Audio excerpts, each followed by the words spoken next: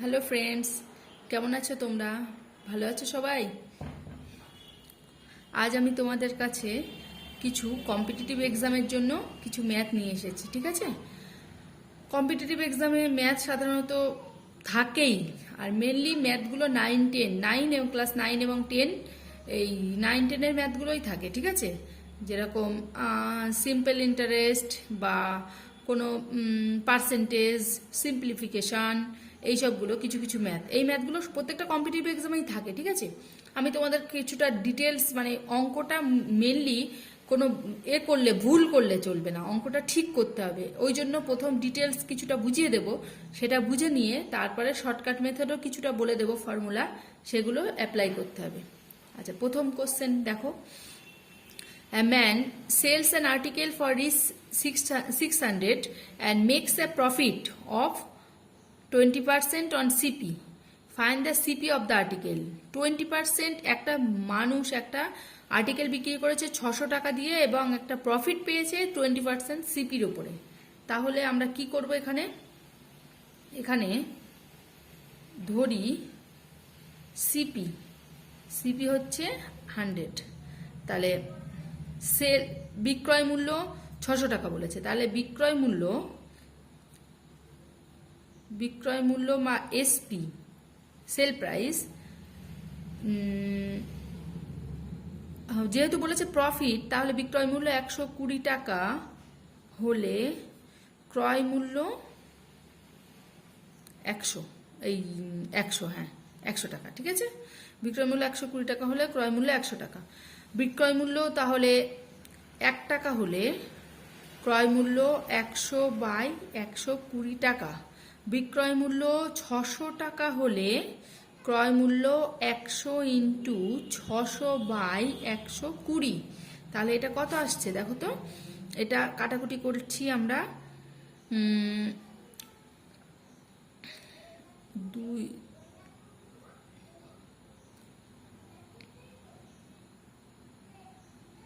25, 4 দিয়ে কাটছি, 3 এর 4 12, 3 দুগুণ 6, 500 টাকা এসছে, ঠিক আছে?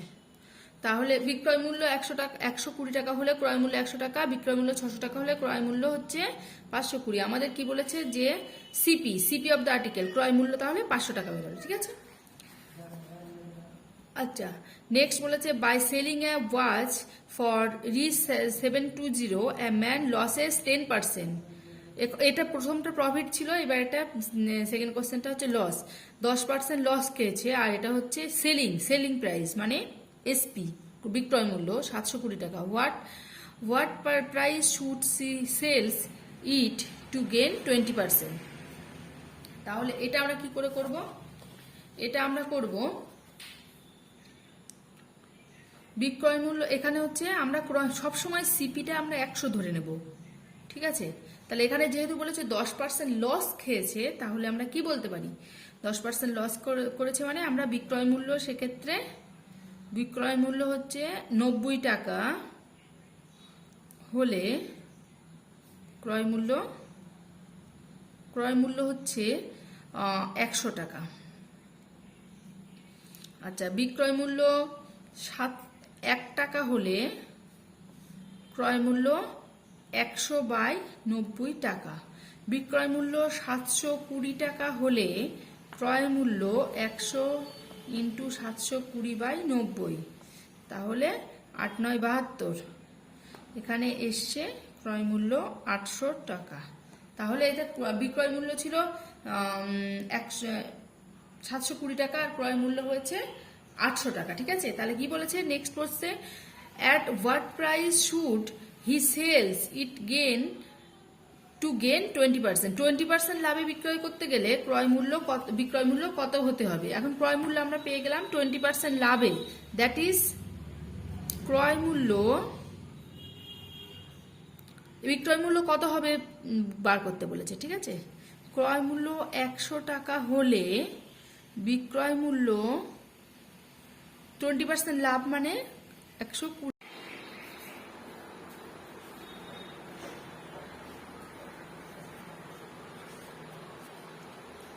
দেখো নেক্সট হচ্ছে ক্রয় মূল্য 100 টাকা হলে বিক্রয় মূল্য হচ্ছে 120 টাকা। তাহলে ক্রয় মূল্য 1 টাকা হলে বিক্রয় মূল্য 120 বাই 100 টাকা। ক্রয় মূল্য যদি 800 টাকা হয় বিক্রয় মূল্য হচ্ছে 120 বাই 800 ইন্টু 100। তাহলে 8 12 96, 960 টাকা।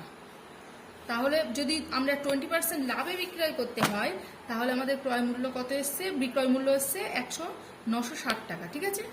আচ্ছা নেক্সট কোশ্চেন হচ্ছে two trader A and B invest into a business of risk 20,000 and 30,000 respectively. If the profit is 10,000 then what amount of the profit A will get? তাহলে দুজন বিজনেসম্যান তারা invest করেছে 20,000 টাকা এবং 30,000 টাকা এবং তাদের প্রফিট এসছে 10,000। ঠিক আছে। তাহলে আমাদের এ কত প্রফিট পাবে সেটা বার করতে হবে। সেটা আমরা কি করে বার করব, এ কত প্রফিট পাবে এটা আমরা বার করার জন্য প্রথমে 3 দাগ, এটা হচ্ছে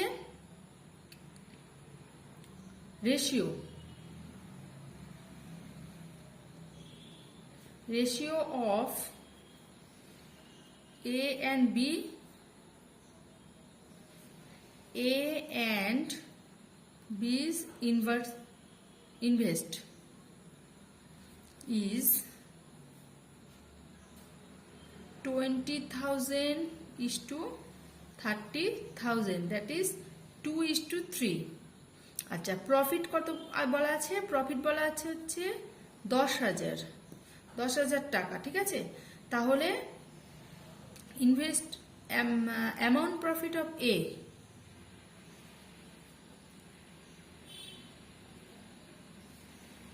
এর প্রফিট কত হবে, অ্যামাউন্ট প্রফিট অফ এ হচ্ছে 10,000 ইন্টু এর প্রফিট হচ্ছে 2 বাই সাম অফ 2 + 3, এভাবে করতে হয় 2 + 3, এর প্রফিট বাই 2 ও 2 + 3। তাহলে এখান থেকে 10,000 into 2 by 5,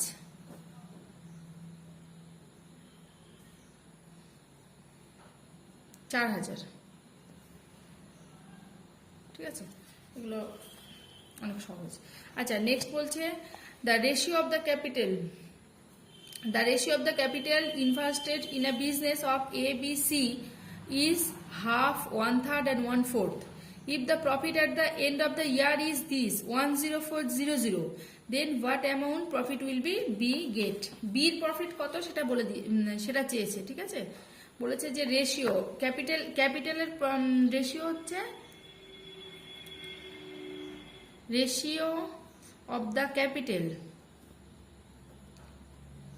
capital of A is to B is to C is, ratio of the capital of A is to B is to C হচ্ছে 1/3 is to 1/4।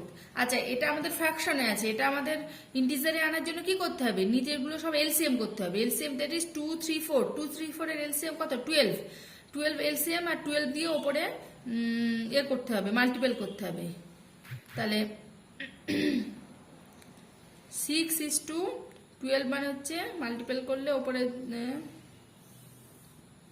4 is to 3, 6 is to 4 is to 3 আসবে। ঠিক আছে।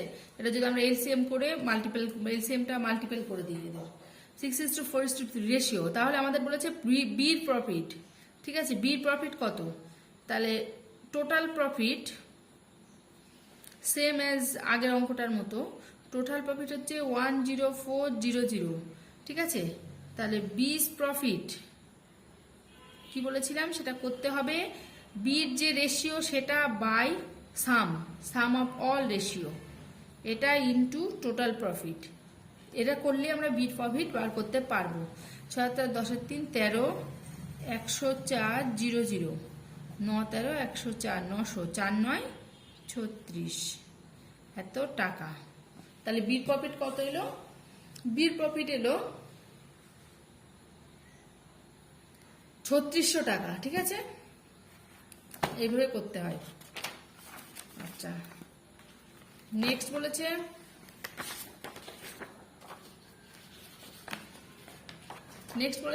If A is to B A is to B is 3 is to 4, B is to C is 8 is to 9, C is to D is 2 is to 3. Then find A is to D and A is to B is to C is to D. দুটো চেয়েছে, প্রথম A is to D বের করতে হবে এবং A is to B is to C is to D। 5 নম্বর। নম্বর 5 কি বলেছে? A is to B, তাহলে A by B এটা ইকুয়াল টু 3/4। আচ্ছা, ইস্টগুলোকে আমরা এইভাবে লিখতে পারি বাই আকারে, B by C মানে হচ্ছে 8/9। আচ্ছা, C by D this equal to 2/3 এইভাবে। তাহলে আমাদের A is to D বার করতে হবে। A is to D বার করা মানে B আর C এর মাঝখান থেকে আউট করে দিতে হবে। দ্যাট ইজ এখান থেকে আমরা যদি সিটাকে ইন টার্মস অফ ডি দিয়ে লিখি, মানে C equal to in terms of D, সিটাকে আউট করে দিতে হবে 2D/3। এবার এটা যদি আমি আবার বিতে বসাই, বি ইকুয়াল টু 8C/9, এখানে যদি 8 9 সিটাকে যদি ডি আকারে লিখি 2D/3, তাহলে এটাকে আমরা লিখতে পারি কি 16D/27। ঠিক আছে, H to B 3:4। এবার আবার বির ভ্যালুটা 16D/27, এটা A by B এখানে লিখতে হবে। দ্যাট ইজ এটা কি করতে হবে, A ইকুয়াল টু 3/4B, বির ভ্যালু আমরা পেয়েছি 16D/27। এখানে আমরা কাটাকুটি করি, 3 9 27 4D/9, A equal to 4D/9, তাহলে A by D এটা equal to 4/9, A is to D this equal to 4:9, এটা বেরিয়েছে। ঠিক আছে, A is to D equal to 4:9। কিভাবে? তাহলে আবার একবার বলে দিই, সেটা হচ্ছে সি, আমাদের যেহেতু A is to D বার করতে হবে, তাই জন্য আমাদের সি আর বি এই দুটোকে আমাদের আউট করতে হবে। That is in terms of লিখতে হবে সিটাকে in terms of D. C equal to 2D/3, এটাকে আমরা বির ভ্যালুতে পুট করব, সির ভ্যালুটা এখানে পুট করব, বির এখানে পুট করে বির ভ্যালু একটা পেয়ে গেলাম। বির ভ্যালুটা A by B যেটা ছিল 3/4B, সেখানে পুট করে আমাদের এরকম এলো A is to D equal to 4:9। এবার নেক্সট আমাদের চেয়েছে A is to B is to C is to D, A is to B is to C is to D চেয়েছে। Next A is to B is to C is to D, next এটা চেয়েছে। আচ্ছা, এটা বার করার জন্য আমরা লিখতে পারি A ইকুয়াল টু 3, B/4, মানে এই A by B যেভাবে এসে H to B মানে এইভাবে লিখতে পারি। ঠিক আছে, আচ্ছা, B হচ্ছে 8, C হচ্ছে 9, আচ্ছা C2, D হচ্ছে 3। এই যে আমরা A by B equal to 3/4, তাহলে 3টাকে এখানে নিয়ে আসবো, বিটাকে ক্রস মাল্টিপ্লিকেশন ওপরে তুলে দিলাম, that is A equal to 3B/4। আচ্ছা, বিটাকে যদি আমরা নিচে নামাই, সিটাকে উপরে তুলে দিই, তাহলে এইভাবে লিখতে পারি, আর সিটাকে নিচে নামিয়ে ডিটাকে উপরে তোলা, এইভাবে লিখতে পারি। ঠিক আছে, H2। এবার আমাদের যেহেতু সেম করতে হবে H to B H to C H to D, তাই জন্য আমাদের নিচের গুলোকে সব এলসিএম নিতে হবে। এলসিএম 3 4 8 9 2 3, এগুলো সব এলসিএম কত হবে? এলসিএম হবে 72। ঠিক আছে, এলসিএম হবে 72। এবার 72 দিয়ে আমরা যদি মাল্টিপ্লাই করে দিই, তাহলে 24A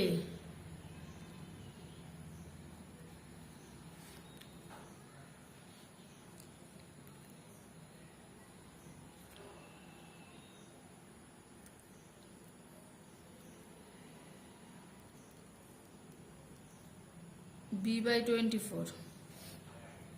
আচ্ছা, এখানে যদি এলসিএম করে দিই, তাহলে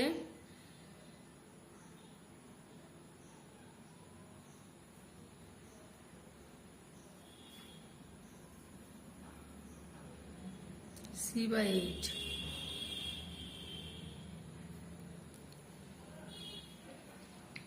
36